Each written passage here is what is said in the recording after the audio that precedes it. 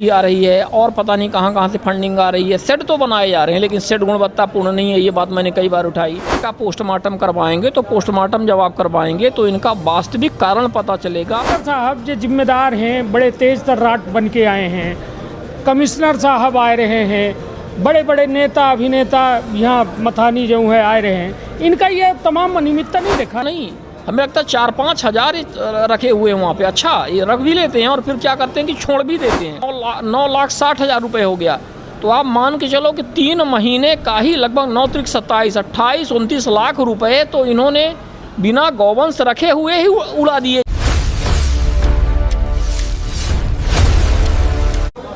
मध्य प्रदेश के विंध्य के हम रीवा में मौजूद हैं। गौवंश कबो आस्था के प्रतीक रहा, कबो राष्ट्रीय पशु खातिर जो है या राष्ट्रीय कहा जाए कि राष्ट्र माता के एक क्रांति बनी कि राष्ट्र माता घोषित की जाए। कबो इनके व्यवस्था के नाम पर, कबो इनके अव्यवस्था के नाम पर गाय हमेशा जो है विवादित, गौवंश विवादित हो जाता है। जो गौ माता के दूध पी के या देश के पौध बड़ी बही ही वह गौ माता के या गौवंश के दुर्दशा देख के शायद अपनों के आँखों में आंसू जरूर आ जाते हो। बड़ा सवाल यह है कि इनके व्यवस्था खातिर जो है सरकार तमाम दावा करत है। जगह जगह गौशाला की जिक्र होता है, इनके इंतज़ाम के बात कही जाती, लेकिन ज़मीन पर हालात बेहतर नहीं आई। कबो अपना रात के सड़क में बरसात में निकल जाई तो सड़कन में गाड़ी से ज़्यादा अपना का गौवंश सड़क में देखे को मिल जाई, और इनके वजह से आम जनता सरवाइव कर रही है। मतलब कबो एक्सीडेंट हो जाते हैं, कबो दुर्घटना में लोगन की जान चली जाती है, गौवंश बेसहारा गौवंश मारे जाते हैं।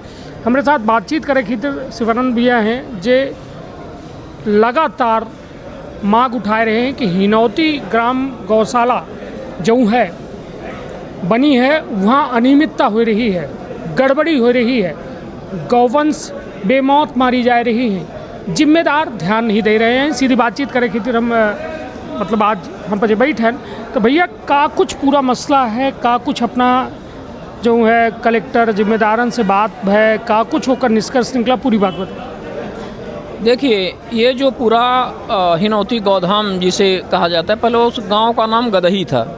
गदही एक राजस्व गांव है वहाँ का, उसको ये बदल करके गौधाम कर दिए हैं, अभी ये पता चला है। तो हिनौती गौधाम के नाम से वर्तमान में जाना जाता है। इसका जो एक खाका तैयार हुआ वो 2012-13 से ये हम लोगों का वहाँ पे स्थानीय एक तरह से आंदोलन ही चला, जिसको लेकर के गौवंशों को कैसे वहाँ पे संरक्षित किया जाए, सुरक्षित किया जाए, और किसानों की भी जो वहाँ पे फसल नुकसानी होती थी विभिन्न प्रकार से, गौवंश प्रताड़ित होते थे, किसान प्रताड़ित होते थे। इस बात को लेकर के हम लोगों ने ये और क्षेत्र के अन्य जो लोग हैं, किसान हैं, सबने मुद्दा ये उठाया और धीरे धीरे इसकी परिणति होती गई और ये बात सामने आई कि गदही में लगभग 1300 एकड़ के आसपास ये शासकीय भूभाग है। तो उसका प्रस्ताव तत्कालीन जो श्रीमती मेनका गांधी जी थी, केंद्रीय मंत्री थी और पीपल्स फॉर एनिमल की वो संयोजक भी हैं, अध्यक्ष भी हैं, और आप जानते हैं कि एनिमल्स के लिए बहुत अच्छा वो संगठन चलाती हैं। उस समय भी भेजा गया था, फिर जांच पड़ताल हुई, संगठन के नाम से पीपल्स फॉर एनिमल करके PFA उनका ग्रुप है, उस समय भी भेजा गया। वहाँ से भी टीम आई, सब निरीक्षण की, कई बार रेस्क्यू ऑपरेशन वहाँ पर हुआ, आसपास कई सारे जलप्रपातों में दर्जनों बार इस तरह से। तो यहाँ की जो स्थिति है, कहने का तात्पर्य हुआ कि जो विंध्य क्षेत्र की और मध्य प्रदेश की जो स्थिति थी वो सबको भली भांति पूरे न केवल रीवा बल्कि यहाँ से लेकर के प्रदेश स्तर तक और देश स्तर तक सबको पता थी। तो उसी का नतीजा हुआ कि ये गौ अभ्यारण्य बनाए जाने का जो प्रावधान हुआ, कई सारे प्रस्ताव प्रपोजल गए, विभिन्न प्रकार से जांच पड़ताल समय समय पर होती रही। हमने इस बात को लेकर के एक PIL भी दायर की थी 2017-18 में। PIL वो अभी भी पेंडिंग हुई है। तो इन चीज़ों की जब बात आई तो बाद में ये 3 गौशालाओं का ये डॉक्टर इलैया राजा टी थे, तो उन्होंने रानी खेत योजना के तहत 3 गौशालाओं को सैंक्शन किया, रोड सैंक्शन की। वो गए थे वहाँ पर देखने के लिए। तो देखने के लिए जब गए तो बोले यहाँ पे रोड बननी चाहिए, ये तो बढ़िया जगह है और काफ़ी जगह ज़मीन भी है और एक पोस्टेड तो बन ही रहा था। उन्होंने बोला कि रानी खेत योजना होती है, इसमें अधिकतम 3 पोस्टेड फिलहाल बनाए जा सकते हैं। और जो आप लोगों का ये मांग है कि भविष्य में किसको गौ अभयारण्य बनाया जाए या बृहद रूप इसको दिया जाए, तो धीरे धीरे करके विकास होगा। इकट्ठा ये विकास मतलब प्रावधान अभी शासन के पास नहीं है। तो हमने कहा चलिए जो भी है अच्छा है, कम से कम कुछ तो हो रहा है। तो 3 शेड वहाँ पे बने, 3 शेड के स्वीकृत हुए और गौवंश वहाँ पे रखे जाने लगे। ये समस्या तभी से उठाई जाती रही कि भाई ठीक है, आज पशु शेड तो आपकी बात आए जब ये मान के चलिए कि कलेक्टर इलैया राजा टी साहब 19-20-21 के आसपास थे, तब की ये बात है। और तभी उन्होंने जो एक पशु शेड वहाँ पे बनाया गया था तो उसको एक्सटेंड करके उन्होंने 2 अतिरिक्त पशु शेड का उन्होंने स्वीकृति दी। सीईओ जिला पंचायत भी साथ में गए थे, श्री स्वप्निल वानखेड़े जी भी थे, तो वो भी साथ में गए थे। उन्होंने भी फिर इसको बैठ करके वो किया और इसको रानीखेत गौशाला के तहत 3 गौशाला यहाँ पे सैंक्शन हुई थी। फिर बाद में ये प्रपोजल आगे गया विभिन्न प्रकार से विधायकों के माध्यम से, अन्य सामाजिक क्षेत्र में काम करने वाले व्यक्तियों के माध्यम से। इस विषय में रमन सिंह जो भाजपा के उपाध्यक्ष रहे हैं, राष्ट्रीय उपाध्यक्ष और मुख्यमंत्री भी रहे हैं छत्तीसगढ़ के, उनके माध्यम से भी, चूंकि यहाँ के लोग जो हैं हमारे बड़ोखर गांव के कुछ लोग थे, सिंह साहब लोग थे, वो वहाँ पर उनसे जुड़े हुए थे। तो उन्होंने भी एक दबाव की जैसे एक नीति होती है कि हर जगह से प्रयास करो, भाई एक प्रयास सफल नहीं हो रहा है तो हर जगह से प्रयास करो। हम सब चाहते हैं इस तरह से, अक्सर हम लोग ऐसे करते हैं। तो उन्होंने उनसे भी रिक्वेस्ट किया कि उपाध्यक्ष साहब ऐसा ऐसा है, सिंह साहब रमन सिंह जी, और हमारे यहाँ गौशाला का ये गौ अभ्यारण्य के लिए पर्याप्त जगह है, लगभग 1200-1300 एकड़। तो इसमें आप यदि अपनी तरफ से एक अनुशंसा पत्र लिख दें श्री शिवराज सिंह चौहान जी को, जो तत्कालीन मुख्यमंत्री थे, तो हो सकता है जल्दी बन जाए। तो उन्होंने दिया ये पत्र, उन्होंने भी अपनी अनुशंसा दी। कुल मिलाकर के हर तरह से जब ये प्रयास हुआ, हमारा लोगों का लोकल, स्थानीय, राष्ट्रीय, प्रादेशिक और हर तरह से विधायकों का पत्र गया, है ना। इसमें श्यामलाल द्विवेदी जी का भी निश्चित तौर पर योगदान था। उन्होंने भी एक लेटर लिखा था मुख्यमंत्री जी के नाम पर, उसी समय जब रमन सिंह जी ने लिखा था, है ना। इसमें डॉक्टर रोहित तिवारी जी का भी योगदान रहा है। उन्होंने भी चूँकि एक गौशाला खोली थी तो उनके संज्ञान में भी गया, उन्होंने भी इसमें अपनी तरफ से पहल करी। तो सबके सामूहिक प्रयास और शासन प्रशासन के एक तरह से प्रयास से जा करके अब ये गौधाम का कॉन्सेप्ट आया। ये जो मुख्यमंत्री इस समय उप मुख्यमंत्री श्री राजन शुक्ला जी हैं, इनके भी संज्ञान में उस समय बात आई जब चुनाव हो रहा था।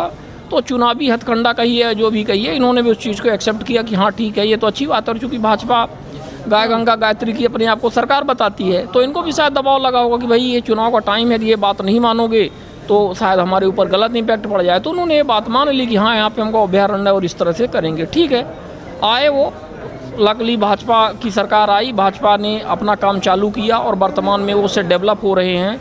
6-7 सेट उन्होंने डेवलप किया हुआ है। सेट डेवलप करने में भी अनियमितताएँ हैं, इसमें मुझे कहने में कोई हर्जा नहीं है। और शायद मंत्री जी को भी ये बात पता है, नहीं है तो आपके चैनल से भी पता चल जाएगी कि इसमें मंत्री जी के खास आदमी जो ठेकेदारी प्रथा में सभी सम्मिलित हैं, जिनको गौशाला का काम मिला हुआ है, उनके नात हैं, रिश्तेदार हैं, उनके खास आदमी हैं। एक राजेश पांडे हैं जो उनके पूर्व पीए रह चुके हैं। यहीं की बात है, आज हम आपके कलेक्ट्रेट में बैठे हैं, राजेश पांडे जी मुझे यहीं पे मिले थे और उन्होंने कहा था कि आपकी गौशाला जो वहाँ पर है द्विवेदी जी, आप देखते नहीं हैं क्या, वहाँ पे तो काफ़ी गड़बड़ियाँ समझ में आ रही। मैंने कहा पांडे जी आप ऐसा करो, आप भी आ जाओ, देख लो क्या कैसा है। बोले ठीक है हम आते हैं।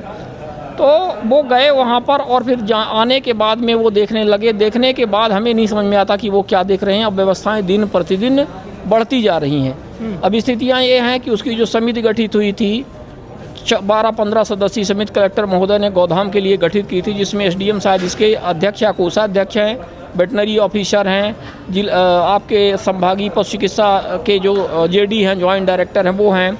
इसमें टीआई है, स्थानीय थाना प्रभारी है, स्थानीय सरपंच सचिव है हिनौती के, इनको सदस्य रखा गया है। इसमें एक्सटर्नल कुछ सदस्य रखे गए हैं, इसमें विधायक को रखा गया है और अन्य इस प्रकार से अधिकारियों को रखा गया है। तो हमारा मतलब ये पहली समिति है। पहली होती है कौन विधानसभा में? ये हिनौती आपकी आती है मनगवा विधानसभा में, जो इस समय नरेंद्र प्रजापति जी जो यहाँ पे विधायक है उनके अंतर्गत आती है। इसमें फंडिंग भी आ रही है, विधायक निधि से भी आ रही है, निजी कंपनियों के माध्यम से भी आ रही है और पता नहीं कहाँ से फंडिंग आ रही है। सेट तो बनाए जा रहे हैं लेकिन सेट गुणवत्तापूर्ण नहीं है, ये बात मैंने कई बार उठाई। हमने सारे वीडियो बना करके फेसबुक में डाले, मीडिया में भी ये सारी चीज़ें टाइम पर आई हैं कि सेट सही तरीके से नहीं बनाए जा रहे हैं, गुणवत्तापूर्ण नहीं बनाए जा रहे हैं। इस पर निगरानी करिए, कोई उसको निगरानी करने वाला नहीं है। यहाँ पर भ्रष्टाचार किया जा रहा है, कोई देखने वाला नहीं है। दूसरी बात, पशुओं को जो वहाँ पे रखा जाता है, यानी कि जो गोवंशों को रखा जाता है, वो जब मरते हैं, मरने के बाद में उनका विधिवत हमने ये मांग करी थी कि ये मरते हैं तो कितने मरते हैं प्रतिदिन, इसका डेटा क्या है, प्रति माह का डेटा आपके पास क्या है, वार्षिक डेटा क्या है। इस तरह से आप डेटा एक पोर्टल बनाइए, पोर्टल में डेटा रखिए या कि इसको संधारित करिए।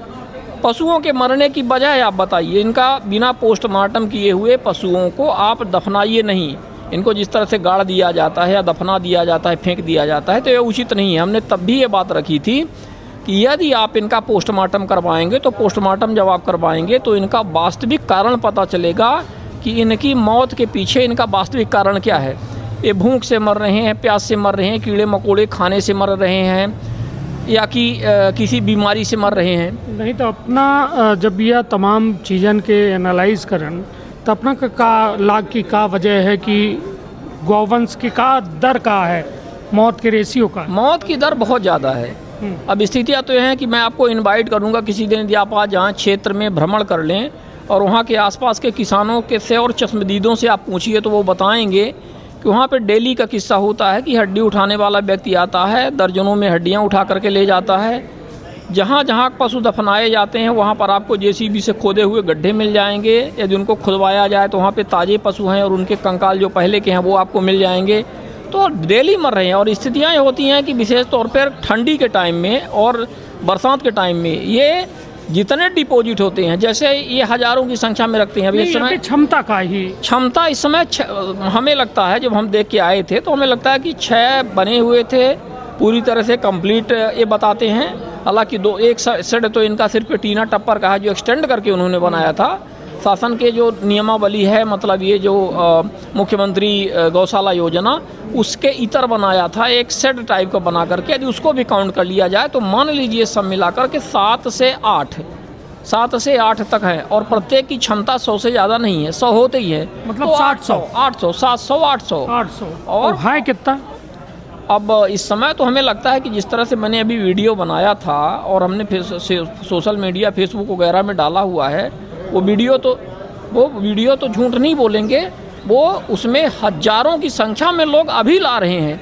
तो पहले आप उसमें 800-900 आप रजिस्टर्ड बताते थे और हज़ारों की संख्या में अभी ले रहे हो, तो क्यों इतना ले रहे हो, कितने आप रखना चाहते हो। क्षमता से अधिक 1800 के लगभग, 1800 नहीं, हमें लगता है 4-5 हज़ार रखे हुए हैं वहाँ पे। अच्छा, ये रख भी लेते हैं और फिर क्या करते हैं कि छोड़ देते हैं तो आसपास के जो किसान हैं उनकी फसल को नुकसान पहुँचाते हैं। तो वो लट्ठ ले करके आते हैं, वो उनकी पिटाई करते हैं, मुँह मारते हैं। बाउंड्री वगैरह नहीं बनी है। बाउंड्री इन्होंने दूर से बनाई हुई, लेकिन अब इतने मवेशियों को आप ये बताइए बाउंड्री में कैसे आप कैद करोगे भूखे प्यासे मवेशियों को। उनको तो जहाँ हरियाली देखेगी वहाँ पे कूद जाते हैं। तो इस तरह से तो जब उनके खेत में जाएंगे तो वो लट्ठ लेकर के मारेंगे, उनको प्रताड़ित करेंगे। तो पशु प्रताड़ना भी बढ़ रही है, साथ में किसानों की भी प्रताड़ना बढ़ रही है। तो मतलब ये दोहरा कहाँ से गुरुआ इतना कहाँ से आए रहे हैं अपना गौशाला। आम जनता है, हम आप हैं, हम आप छोड़ते हैं, हम आप दूध खा करके, मतलब जनता है जो दूध खा करके जब तक वो उपयोगी है तो वो दूध खाती है, जब वो दूध देना बंद कर दी तो उसको छोड़ दिया है। वहीं से आते हैं और बाकी कहाँ से आएंगे। चलिए, तो यह हिनौती गौवंश अभ्यारण्य की बात हो रही है और निश्चित तौर पर यह जो गौ अभ्यारण्य है, हालांकि जो में अपना आरोप लगाए रहे हैं वो वास्तव में बेहद गंभीर हैं कि बेसहारा गौवंश के एक तो प्रथम कारण वो तमाम लोग हैं जो दूध खाए भर जाना थे और वो के बाद उपयोग करे के बाद जब वो काम लायक नहीं रहेगी तो छाड़ देते, मतलब बुआ उनके खितिर बोझ हो जाती। तो सबसे पहला था हमका लागत है कि FIR यदि हो तो वो तमाम किसानन पर जो किसान यह में करत है गौवंशन का बेसहारा छोड़त है। दूसर सरकारन के द्वारा जो ये व्यवस्था बनाई गई है, यह दुरुस्त व्यवस्था है या तंदुरुस्त व्यवस्था है, यह तो बिल्कुल जो खुलासा हो रहा है। तंदुरुस्त व्यवस्था बिल्कुल नहीं है और हम इसमें पूरी तरह से देखिए आपके चैनल के माध्यम से मांग करते हैं कि जब तक ये प्रबंधन रहेगा, इसमें से जो श्री राजेश पांडे जी हैं वो पहले भी लक्ष्मण बाग में भी थे, वहाँ से वो हटे, बसामन मामा में गए, वहाँ से भी हटे, किन कारणों से हटे वो ही बता सकते हैं। अब वो उन्होंने हिनौती गौधाम ज्वाइन किया हुआ है, वहाँ भी यही अव्यवस्था है। तो आखिर सब में अव्यवस्था के पीछे कौन कारण है। नहीं तो हमारा मतलब है फाइनेंशियल, हम ये कोई आरोप या इस तरह से नहीं लगा रहे हैं, हम सिर्फ ये कह रहे हैं कि यदि आपकी निष्ठा गायों के प्रति है, गौवंशों के प्रति आपकी निष्ठा है तो उनकी सेवा होनी चाहिए, ना कि उनको कमाई का आपको जरिया बनाना चाहिए। आपने उनको कमाई का जरिया बना लिया है, वो सेवा नहीं है। तो सेवा भाव मध्य के लिए प्रदेश सरकार लगभग 40 रुपया प्रति गौवंश देती। हाँ दे रही है ना, दे रही है ना, 40 है या ज़्यादा दे रही है, 40 रुपए दे रही है। और आप सोचो कि इन्होंने अप्रैल मई जून जुलाई, इनका अप्रैल मई जून 3 महीने का इनका डेटा आप निकलवाइए वहाँ से, कितना इनका डेटा था। शायद इन्होंने बेसहारा तो उनको छोड़ा नहीं होगा, क्योंकि इन्होंने रजिस्टर्ड तो बताया होगा, लेकिन एक भी गौवंश अप्रैल मई जून में इनके पास नहीं थे। सिर्फ दूध देने वाली गायें थी, जिनके माध्यम से दूध खाते थे और दूध ये बेचते भी वहीं पे लोकल मार्केट में ले जा करके। ये मैं नहीं, वहाँ पे हर एक बच्चा जानता है कि जितने वर्कर्स हैं वो दूध उनका खाते भी हैं और साथ में वहाँ पे हिनौती में ला करके मार्केट में बेचते भी हैं। उनके अलावा कोई गौवंश नहीं थी। तो यदि 40 रुपये एक गौवंश का आप मानो तो 100 गौवंश का 1,20,000 हो गया एक महीने का। तो 800 गौवंश का 12 8 96 9,60,000 रुपये हो गया। तो आप मान के चलो कि 3 महीने का ही लगभग 9 त्रिक 27 28 29 लाख रुपए तो इन्होंने बिना गौवंश रखे हुए ही उड़ा दिए। इस तरह से आप समझ रहे हैं। डेटा तो निकाले नहीं है ना, डेटा हमने नहीं निकाला, लेकिन जो सच्चाई है वो तो दिख रही है ना हमें। हम बताइए, जाते रहते या हैं, तमाम चीज आम आदमी का देखी जाती, अपना का दिखाई रही, हमका दिखाई रही है, गांव वाले का दिखाई रही।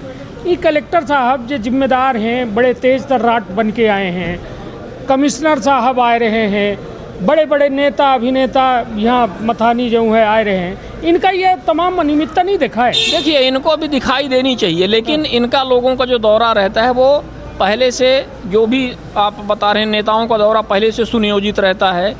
जो कलेक्टर साहब हैं या कमिश्नर साहब हैं, है ना, उनका दौरा सुनियोजित तरीके से रहता है कि आज हमें दौरा करना है, पूरा लाव लश्कर के साथ उनको जाना है।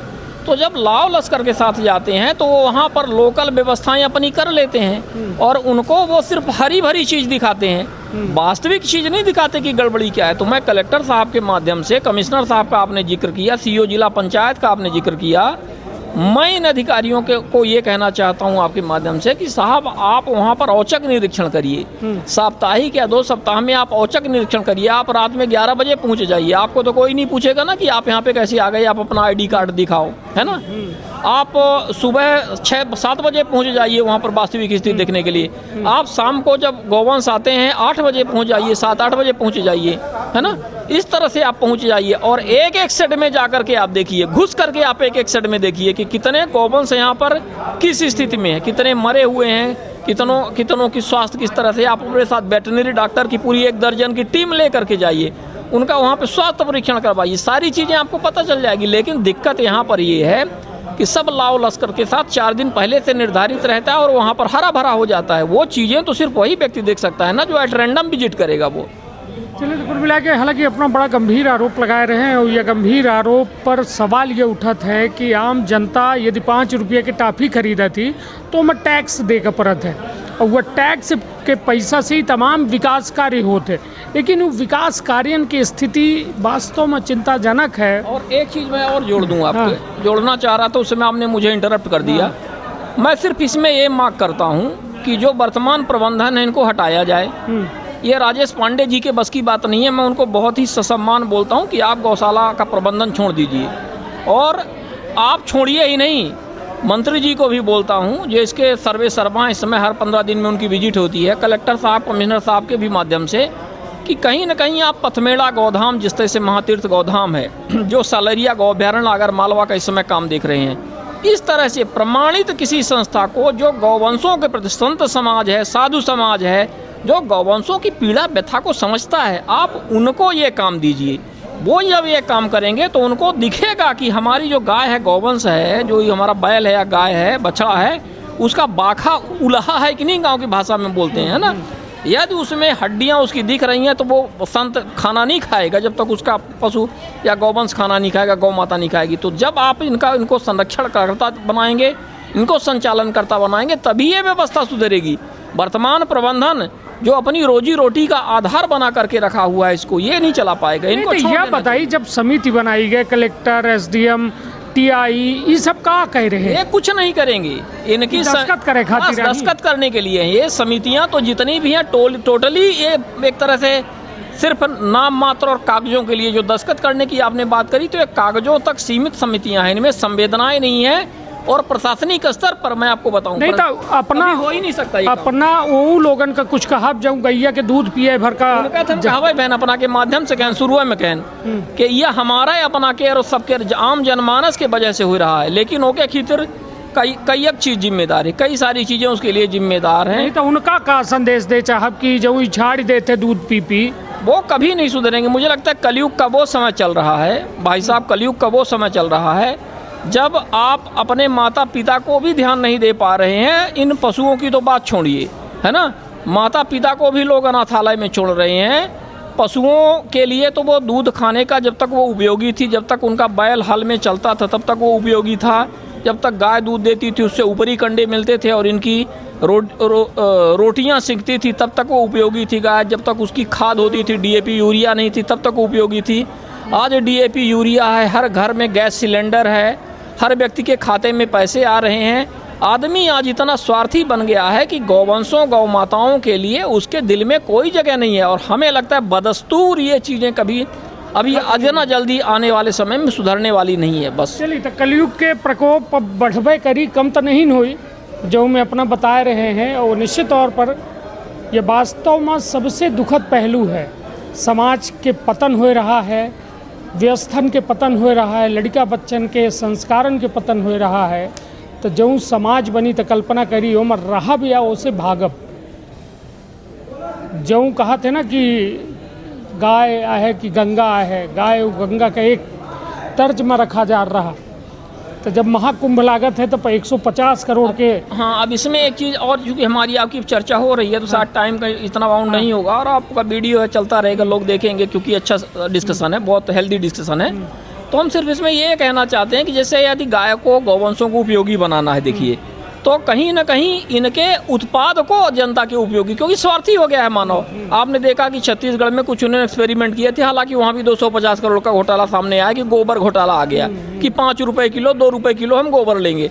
तो जब तक ऐसी चीज़ें नहीं आएगी ना कि सीधे किसान को या पशुपालक को, गौपालक को वो पैसा मिले उसका, उसके प्रोडक्ट का, उसके गौ का मूत्र का मिले और शासन उसके लिए कोई ऐसे एक आध जिले में ऐसे बंजर खाली जगह पे ऐसा कोई बनाए एक इंडस्ट्री टाइप का जहाँ इनकी खाद निर्मित हो, जैविक खाद निर्मित हो, वहाँ पर इसका उपयोग करें, फिर वही खाद इन किसानों को बेचे तो ये अपने खेतों में जहर के स्थान पर ये चीज़ डालें, इनसे वो खरीदे। मतलब एक तरह से जब तक उसके उपयोगी नहीं बनाया जाएगा, जब तक गौवंशों को आदमी का उपयोग के लिए पूरी तरह से उपयोगी नहीं बनाया जाएगा, तब तक ये स्वार्थी मानव हमारे आपके भाषण और लेक्चर देने से, संतों के भागवत कथा बाँचने से या गौ कथा बाँचने से हमें नहीं लगता कि इसमें सुधार होने वाला है। कहीं ना कहीं उसको उपयोगी बनाना पड़ेगा। ये सरकार का काम है, उसको कैसे उपयोगी बनाया जाए, और समाज का काम है। समाज के जो चिंतक लोग हैं, चिंतनशील हैं, उनको भी बैठ के देखना पड़ेगा कि इनको उपयोगी आज के समय पे कैसे बनाया जाए। निश्चित तौर पर यह बड़ी बात है और यह तमाम बात हम ऐसे कह रहे हैं हम बचे कि हिनौती में एक गौ अभ्यारण्य बना है। यह गौ अभ्यारण्य 1300 एकड़ एकड़ प्रस्तावित है, लेकिन अभी वहाँ पे 100 एकड़ भी हमें लगता है कि चिन्हित नहीं हो पाई। चलिए तो 100 एकड़ के हुआ पूरा रकबा है या उससे कम है जो है, मतलब 7-8 शेड की बात अपना कह रहे हैं। लेकिन वहाँ जब 8 शेड के यह हाल है तो हमको लागत है 1300 एकड़ में का हुई। कल्पना करी तो ऐसे जे वास्तव में गौ माता के भक्ति करे चाहते, गौवंश के संरक्षण करे चाहते, तो उनका थोड़ा जिम्मेदारी से सोचे की आवश्यकता है। जिम्मेदारी से वो पूरे व्यवस्था का दुरुस्त करे की आवश्यकता है। नहीं तो एक बनी बनाई व्यवस्था भ्रष्टाचार के भेंट चढ़ी जाई, खत्म हो जाई, तबाह हो जाई, तो शायद दुख सबका हो। तो रखब अपन अपने परिवार के बहुत ख्याल। धन्यवाद, प्रणाम। का अपना संतान के सुख से वंचित है? अब बहिने संपर्क करी विंध्य क्षेत्र के विख्यात पहिल टेस्ट ट्यूब बेबी सेंटर से। महिला से संबंधित कोनो गंभीर समस्या के खातिर संपर्क करी प्रतिदिन पुराना तीर्थ मेमोरियल अस्पताल कुटेही रीवा। संपर्क कर सके थे 8821000416 पर या 0766235245 पर। डॉक्टर बीना मिश्रा स्त्री रोग एवं बांझपन विशेषज्ञ से प्रथम IVF क्लिनिक, IVF मौच तकनीकी, लेजर हैचिंग के उपयोग,